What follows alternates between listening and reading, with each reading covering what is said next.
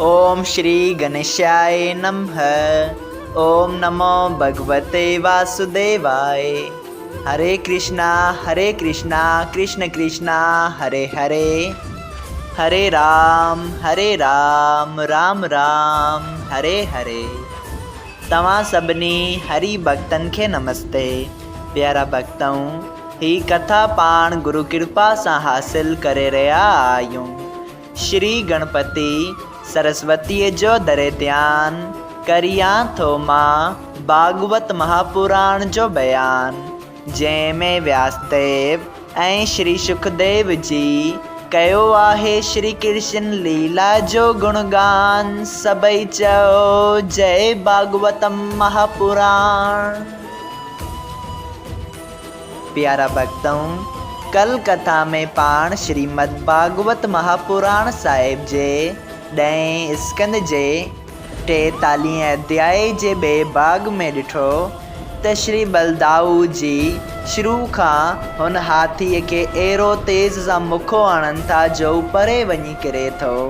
तंहिं बाद ॿई भाइर श्री कृष्ण ऐं श्री बलदाऊ जी मिली करे हुन कुबलिया पैर हाथीअ खे सताए हिक ॿिए पासे तां धक हणी आख़िरकार मृत्यु प्रदान कनि था। तंहिं बाद पाण ॾिसूं था त हुन हाथीअ जे बगल ॾंदनि खे खणी ॿई भाइर मामा श्री कंस जे सभिनी पहलवाननि खे हिकु हिकु करे मारण लॻनि था ऐं पोइ रंगभूम ॾांहुं अची वधिया।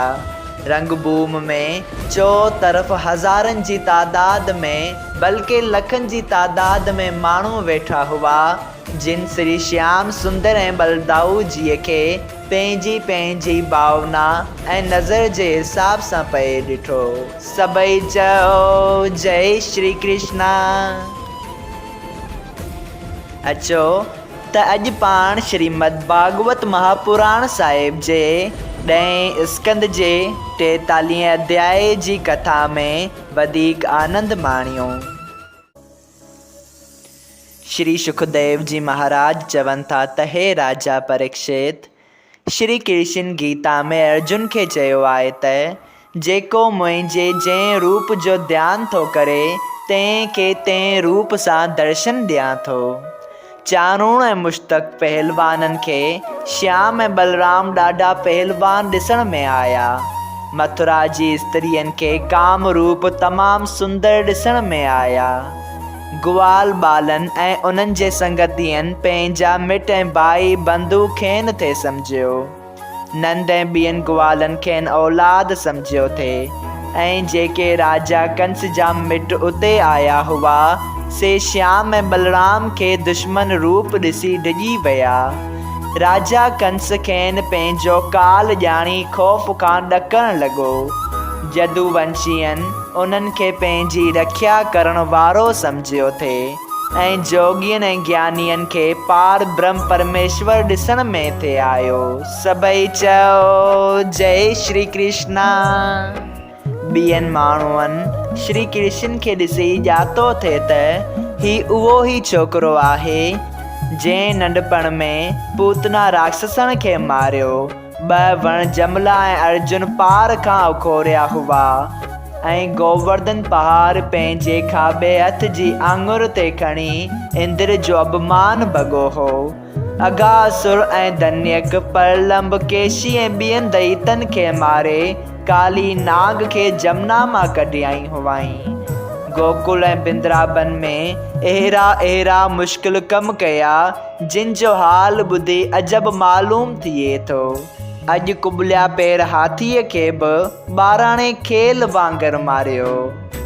प्यारा भक्तों, के वरी उन्हनि खे नंढा ॿार ऐं छोकिरा ॼाणी चिंता करे चवण लॻा त कंस ॾाढो अधर्मी ऐं बेरहम आहे जो नंढनि छोकिरनि खे जिन जो बदन तमामु नाज़ुक ऐं कोमल आहे तिन खे वॾनि पहलवाननि सां ज़बरदस्ती कुश्ती वेराहे उन्हनि जा प्राण वठण थो घुरे। हितां उथी हलणु घुरिजे। हेरो अधर्म ॾिसणु वाजिबु न आहे। जॾहिं ईअं वीचारे के उन्हनि मां उथी विया ऐं किन पल विझी परमेश्वर खां ई वरदान घुरियो त जहिड़ी तरह मोहन प्यारे श्री महादेव जो धनुष्य टोरे हाथीअ खे मारियो आहे, तीअं ई पहलवान बि उन जे हथां मरनि। प्यारा भक्तऊं, एतिरी कथा ॿुधाए श्री सुखदेव जी चयो, जंहिं वक़्तु श्री कृष्ण उन अखाड़े में वञी बीठो, तंहिं वक़्तु चाणूर, मुश्तक ऐं ॿियनि पहलवाननि चई तरफ़नि खां उन्हनि खे अची घेरियो। चाणूर पहलवान श्री कृष्ण खे अची चयो त अॼु असांजे राजा जो चित उदास आहे। मन विंदराइण वास्ते मूंखे तोसां कुश्ती विरायाई आहे। तंहिं करे हे बालक, तोखे हिते घुरायो अथसि ऐं नौकरनि खे पंहिंजे मालिक जो हुकुम मञणु घुरिजे। तंहिं करे अच त मां ऐं तूं कुश्ती विरी राजा खे ख़ुशि करियूं ऐं संदसि मनोरंजन करियूं। ऐं मूं ॿुधो आहे त तूं कुश्ती चङी विरी सघंदो आहीं, ग्वालनि सां बि बन में विरंदो हुवे। अॼु मां तुंहिंजे बल ऐं पराक्रम जी परीक्षा वठणु घुरां थो। तूं कंहिं बि ॻाल्हि जो डपु पंहिंजे मन में न रख। इहो ॿुधी श्री कृष्णा चयसि, हे चारुण, मां हेॾे प्रतापी राजा खे छा ख़ुशि कंदसि, पर जे तूं पंहिंजे मालिक जो हुकुम मञणु चाहीं थो त मां तोसां विरंदसि ऐं तुंहिंजे राजा वॾी दया करे मूंखे घुरायो आहे, पर इंसाफ़ सभु कंहिंखे करणु घुरिजे। तुंहिंजो राजा धर्मी ऐं बेरहम आहे ऐं तूं वरी उन खां बि वधीक बेरहम मालूम थिए थो, छो त असां जहिड़नि नंढड़नि बालकनि सां तोखे कुश्ती करणु, जो तव्हां जवान ऐं पहलवान आहियो, सुहिणो नथो लॻे। वैर ऐं प्रीत, वियांउ ऐं कुश्ती हिकु जहिड़नि सां करणु घुरिजनि, पर राजा कंस वटि मुंहिंजो को बि वस नथो हले। तंहिं करे मां तोसां ज़रूरु विरंदसि, पर मूंखे कुश्ती विरण महिल बचाइजि, जो ज़ोर सां केराए मुंहिंजा उज़वा न भञिजि। अहिड़ी ॻाल्हि कजां जंहिं में मुंहिंजो ऐं तुंहिंजो धर्म रहिजी अचे ऐं राजा कंस बि ख़ुशि थिए। इहा ॻाल्हि ॿुधी चाणूर चयो, ॾिसण में तूं छोकिरो मालूम थो थिए, पर तुंहिंजनि कयल कमनि जे ॿुधण सां कुबलिया पेर हाथीअ जे मारिजी वञण सां तूं को अवतार मालूम थो थिए।